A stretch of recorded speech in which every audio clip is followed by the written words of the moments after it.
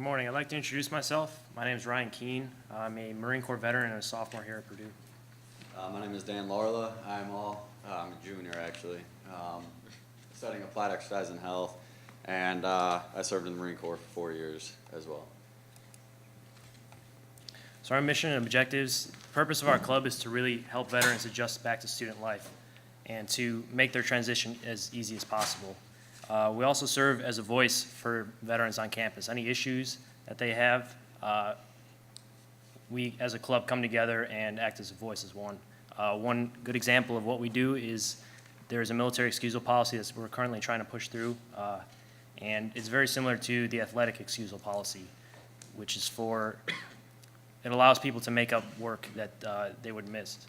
So if a reservist is called up on active duty, there's nothing in place that says the professor has to allow them to make up this work. So the excusal policy will allow them to make up that work with no penalties. A little bit about where we came from. We started back in 2007. We've had a few changes over the years, and we've had a fairly steady increase in membership over the last few years. The last 3 years, we've each had a different president every year. So we're trying to grow as an organization, and like many other SVOs all over the state, we kind of struggle with the membership part and getting new members in. We sent out a brief survey earlier this year to kind of get a snapshot of what our organization looks like, and I'm going to roll through these slides pretty quickly, but as you can see, we have a pretty wide variety of students that responded. And most of the branches have been represented along with their current status. So whether it be active duty, reserve, or family members, everyone at the club is welcome. And another part of the survey we sent out is because veterans are non-traditional students, trying to find a good meeting time for everyone has been difficult in the past. So part of the survey was when a good time is available for them to come to meetings, and also what we want to talk about at those meetings, whether it be social events or charity planning or benefit information or career opportunities have all been things that people want to hear about. So just a couple weeks ago, we had a visit from Microsoft.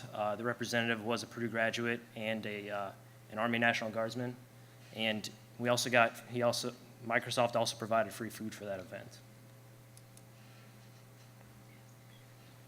Next, a little bit more about our social events. As you can see, just a couple of lists of things that we do.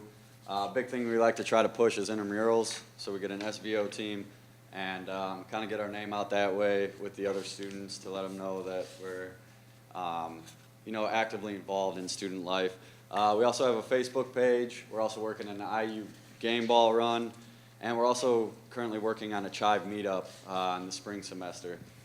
And also we do an end of the year social for graduating members from the SVO.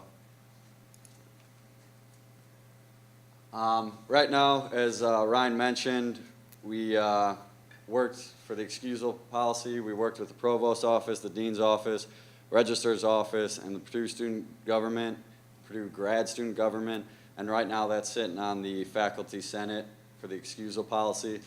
So it's been in the works for about 2 years. We found a need. A need was brought to our attention, so it's been worked through, past leadership, and it's been passed on to us. And this year, we worked really hard with the Purdue student government to get that push forward.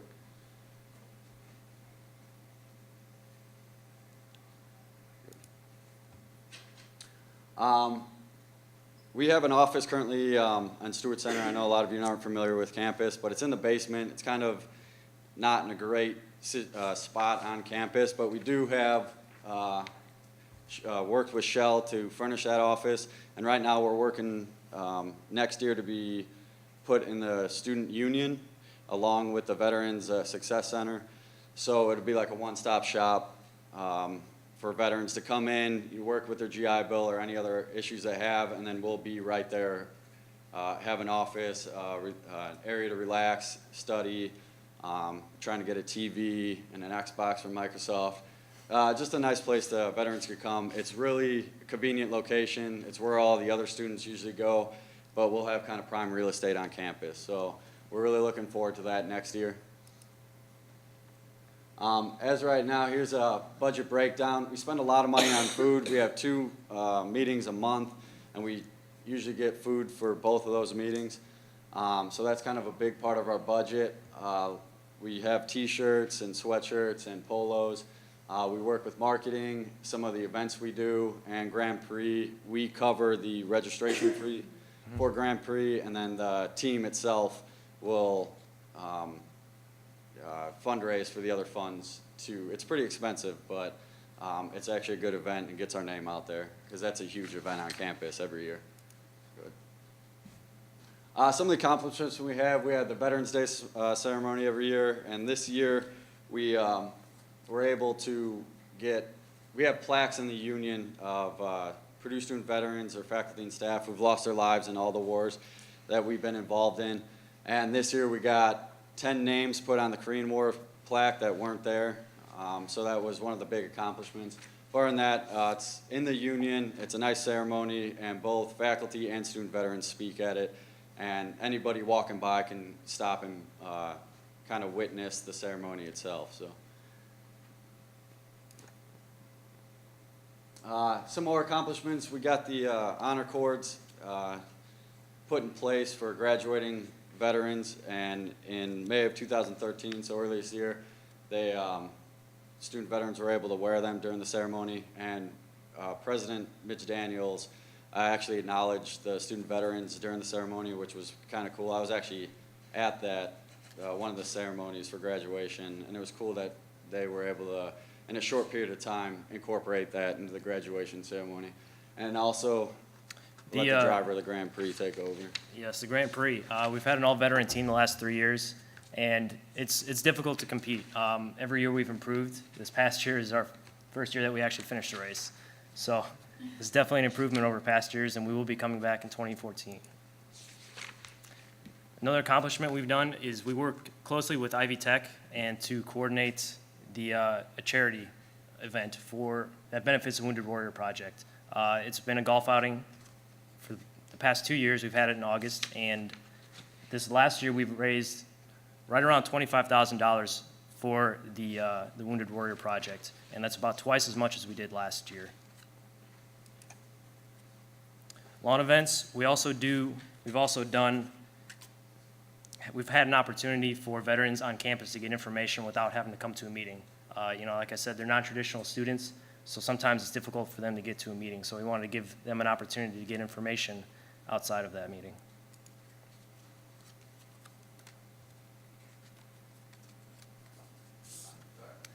Some of the accomplishments put back in 2011, there was a need on campus. Student veterans brought up a need that we need more support on campus, thus creating the coordinator position, which Jamie Richards holds. So that was kind of a big step, and Jamie mentors us and is kind of our step towards the university, and he's helped us out a lot over the past year itself. Some of the lessons we learned, donations. We usually send letters asking for donations from various companies, and we usually get few replies and even fewer donations. So some of the things we're going to start doing now is going face-to-face meetings. It's a little bit more personal. And like I said, Ryan can talk more about Grand Prix donations, but we usually go with, is it the VFW or the American Legion? American Legion. They get quite a bit of money from them. We have a learning community set up where we only had one student for the last 2 semesters, and right now it falls in the College of Technology, so we're trying to get that worked over to be an elective, so the GI Bill will cover it for all majors and not just people, or not just student veterans in the College of Technology. So lessons learned.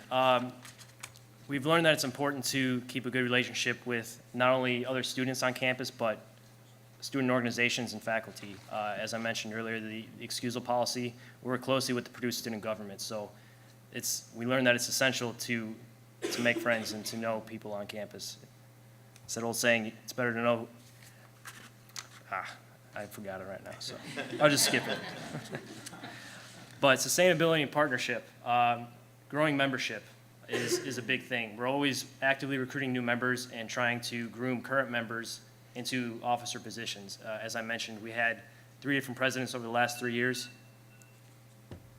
Well, any questions? I think you guys have sustainability and partnership, so those were your 2 slides left. I'm sure the judges will. First question, kind of the question for everybody. How many members do you have? Right now, it varies as to who comes to a meeting and what the meeting's about, but it's anywhere between 10 to 20 active members. Inactive? I'm sorry? I mean, I know how meetings can be. You can have the same people attending in meetings, but how many you have in general? The ones that do attend and the ones that might not always attend? 10 is a good number Okay. of reliable active members who come to at least 1 meeting a month. But that number does fluctuate. As I mentioned, we had that meeting with Microsoft. We had like 17 people come to that meeting. So it really depends on the content and, you know, everybody's individual schedule. And caveat off that, our social events are really, like we went bowling or the tailgate, or like we went to BW3s to watch a football game, a Thursday night football game. And usually the social events will get anywhere from 15 to 30 members that come out. So it really fluctuates on what the meeting is or what the event that we're holding is.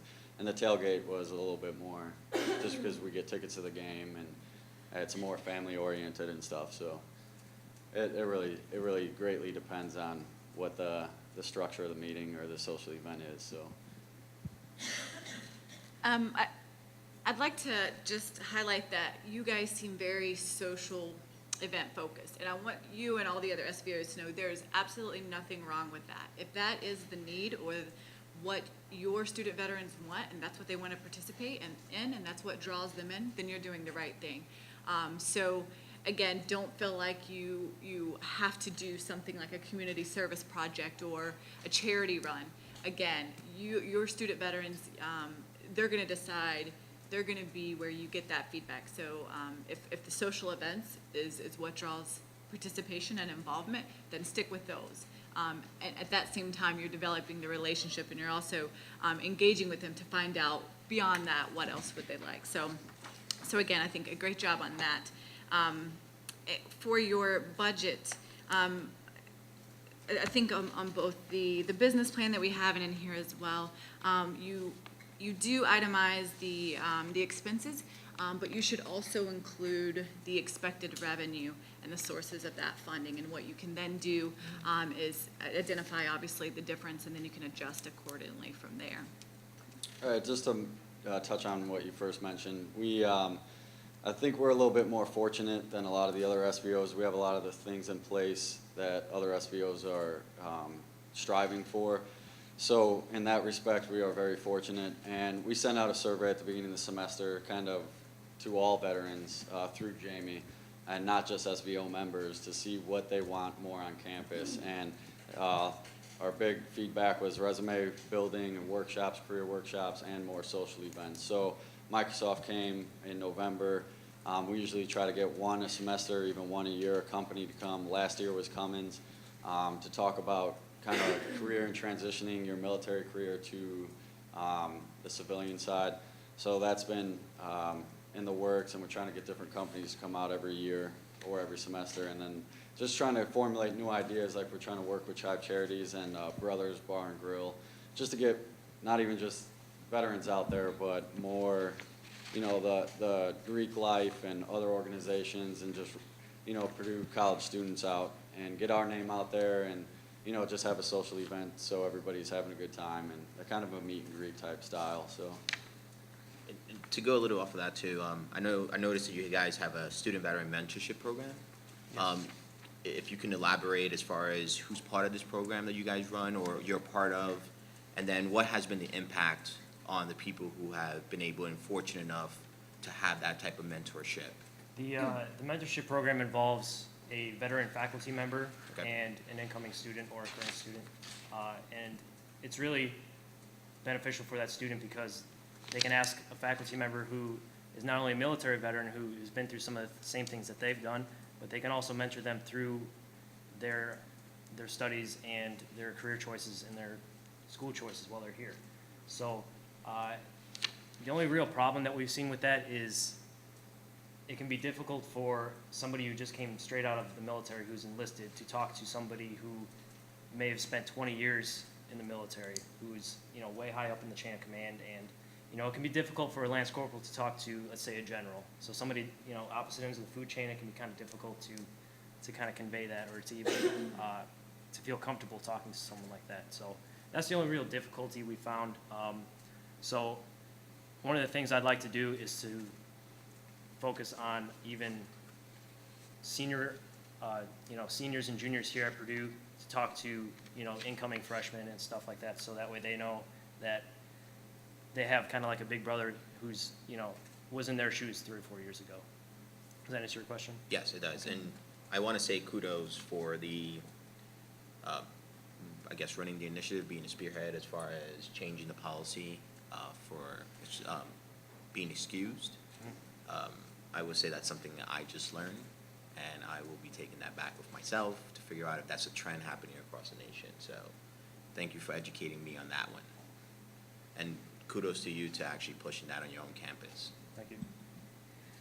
Yeah, just to touch on it, it's been a 2-year process, and that's because it was brought up before and it wasn't voted on in time, so that's the reason why it's been kind of lingering a little bit. And then this year, we still found out that it wasn't.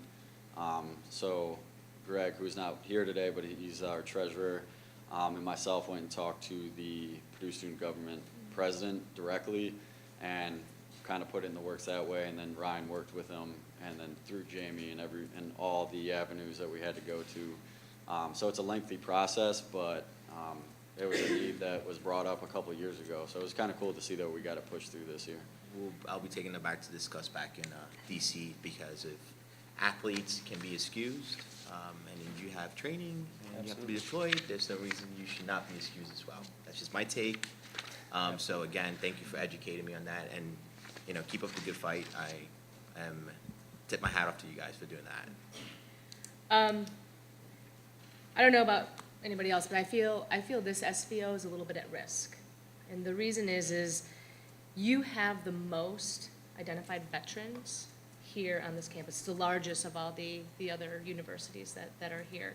Yet you have probably one of the lowest numbers of members, and you have, based upon your survey chart, you have 8 seniors who'll be graduating, which means you'll have 12 members. So my big question is, certainly around some of the social events and things like that, what is your sustainability plan? Because you're losing 8, you have a bunch of grad students, which might bring you down to 8 members if they all go. That's 8 members going forward. How are you going to build up your recruitment this year? And what are your plans outside of kind of the initial kind of social events that you have? One thing that we dropped the ball on earlier this year, in August every year, they have an event set up in the Memorial Mall that advertises clubs and organizations on campus for incoming freshmen. And unfortunately, I was not here over the summer very much, and I know Dan wasn't either. So we didn't hear about it until the event had already happened. So one thing I wanted to set up for next year is to make sure that we have a table at this event, to get our name out there, and to make sure that incoming freshmen know that we're here and that we have a voice on campus. That's the thing. Also, we have a orientation set up now, which Ryan, you took a group of incoming freshmen around campus to show them around. And I know that was one thing when I came here. I didn't know about the SVO until last year's vice president, who I lived with, kind of brought it to my attention. So I think it's very important, like Ryan said, to do that orientation, to do that lawn event, so incoming freshman students know that we're here, instead of maybe learning about it in their sophomore, junior, or even senior year. So I know that's a big worry for us, but I know it's kind of finding you're always going to have people that come and go, but it's finding the guys that will, help out and kind of, turning on the light bulb in their head that they could be more involved and, take a position like the secretary or treasurer, and then, go from vice president to president, maybe in their last year or two. And that way, then you just kind of keep cycling through new ideas, so you don't have the same group there the whole time. But yeah, that is, and then I'm pretty sure that's a big problem throughout all SVOs throughout the country, so. Well, IUS just presented around their ability to engage with the faculty. You know, you're so disparate here. How are you guys maybe taking what their lessons learned from engaging faculty and pushing them out? Is this something that you guys the light bulb went on from a kind of a membership perspective there? I was hoping to hear maybe some lessons learned from that perspective. Yeah, definitely. They had a lot of great ideas, and I know we're going to go back and work with Jamie to see how we could get, and we have the mentor program. Purdue has a lot of faculty that we're veterans too, some that I didn't even know, like even I had them as professors. So working with that, working with the advisors, because I know you get a couple credits coming in, and working with the advisors so you can maybe not have to take a class where those credits will take over like I think it's a cultural diversity class. My deployments were able to cover that under the blanket credits I got for my service. So I think, yeah, they had a lot of good ideas. And I think one thing that we work with IU for the game ball run, and I think definitely reaching out to the other SVOs is, obviously this is the first time I've been at a conference like this, so learning from the different universities, and especially for that, working with faculty, because that is kind of a big, we foresee the problem, and we're trying to work with our coordinator to see like ways to mitigate that in the future.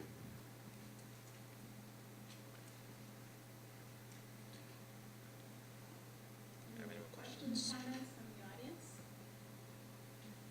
I was just gonna say that I know when our veterans come to school, they're given, our paid certified official gives everybody a membership form so that they're all aware of our SBO, and that's how we know who's interested. But, so we don't leave it up to them hearing about us or anything like that. It's every incoming veteran gets this form, and then we get the forms back of those who are interested, and that's where we start to make our personal phone calls. So that's an idea. That's, Yeah, I think it's packaged before. Yeah. We have orientation from the students. We have paper set up for that. We have a new potential president coming in. She's not even here yet, and she found out about it. And then when you go to Jack Hall or the certified official, that membership form will have your work. You can contact them there from then, and then we call them in 48 hours. Yeah, I think definitely working with a certified official. I think when we get, right now, our Veteran Success Center is in a different building than our office. So I think next year when we get them all within the same room, that they're going to able to come, and then they're going to be able to see the SVO office right there too. I think that'll kind of help out too with at least getting our name out there to the incoming. But yeah, I think definitely going through that certifying official will help out. That's a great idea.